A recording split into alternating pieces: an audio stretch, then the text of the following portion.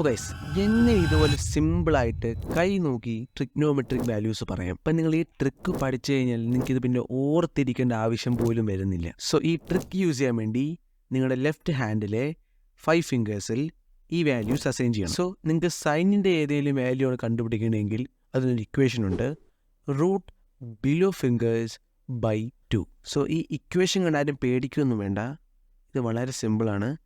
നിങ്ങൾ കാണാൻ ആഗ്രഹിക്കുന്ന സൈനിൻ്റെ ഏതെങ്കിലും വാല്യൂസ് മനസ്സിൽ സങ്കല്പിക്കുക.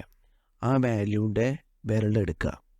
ആ വിരലിൻ്റെ അടിയിൽ എത്ര ഫിംഗേഴ്സ് ഉണ്ടെന്ന് നോക്കുക. ഇൻ കേസ് നിങ്ങൾ എടുത്തിരിക്കുന്ന വാല്യൂ 45 ആണെന്ന് വെച്ചോ. നിങ്ങളുടെ വിരൽ മിഡിൽ ഫിംഗറാണ്. സോ നിങ്ങളുടെ ആ മിഡിൽ ഫിംഗറിൻ്റെ താഴെ 2 ഫിംഗേഴ്സ് റിമെയിൻ ചെയ്യുന്നുണ്ട്. So that goes to numerator with a root. അതാണ് root below fingers.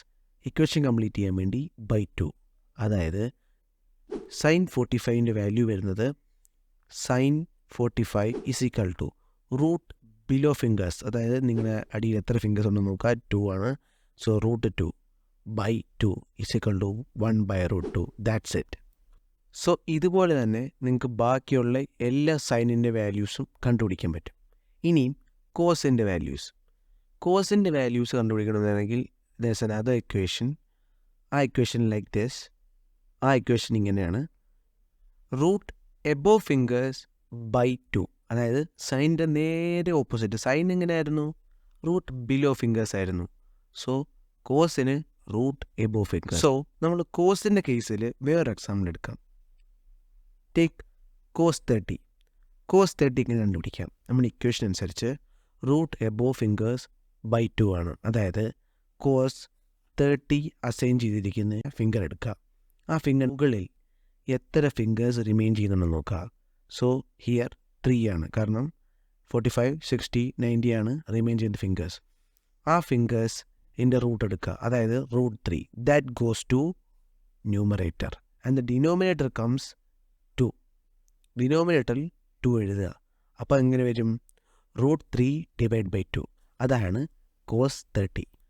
So at last നമുക്ക് ടാനിൻ്റെ ഇക്വേഷനോട് നോക്കാം. ടാനിൻ്റെ ഇക്വേഷൻ ഈ സൈനിൻ്റെ ഇക്വേഷനും കോസിൻ്റെ ഇക്വേഷനും തമ്മിലുള്ള ബന്ധമുള്ള ഇക്വേഷൻ. അതായത് സൈൻ ഡിവൈഡഡ് ബൈ കോസ് ആണ് ടാൻ. അതുപോലെ തന്നെയാണ് സൈനിൻ്റെ ഇക്വേഷൻ ഡിവൈഡ് ബൈ കോസിൻ്റെ ഇക്വേഷൻ. നമുക്ക് ഈസി ആയിട്ട് പറയാമെന്നെങ്കിൽ root below fingers by root above fingers. So tan equation നമുക്കൊരു എക്സാമ്പിൾ നോക്കാം. ഈ തവണ നമുക്ക് വേറൊരു എക്സാമ്പിൾ എടുക്കാം. Like tan 45. tan 45 എന്താണ്? നമുക്ക് എല്ലാവർക്കും അറിയാം tan 45ൻ്റെ വാല്യൂ 1 ആണ്. എങ്ങനെയാണ് ഈ 1 വന്നതെന്ന് നമുക്ക് നോക്കാം. സോ tan 45ൻ്റെ വാല്യൂ എടുക്കുന്നത് നമ്മൾ ഇക്വേഷൻ അനുസരിച്ചുള്ള റൂട്ട് ബിലോ ഫിംഗേഴ്സ് ആദ്യം കണ്ടുപിടിക്കുക. അതാണ് ന്യൂമറേറ്റർ എഴുതേണ്ടത്. സോ റൂട്ട് ബിലോ ഫിംഗേഴ്സ് എന്താണ്? നമ്മുടെ അസൈൻ ചെയ്തേക്കുന്ന ഫിംഗറിന് അടിയിൽ എത്ര ഫിംഗേഴ്സ് ഉണ്ടെന്ന് നോക്കുക. 2 ഫിംഗേഴ്സ് ഉണ്ട്. ആ 2 ഫിംഗേഴ്സ് ഇനി റൂട്ട് കൊടുക്കുക, റൂട്ട് 2.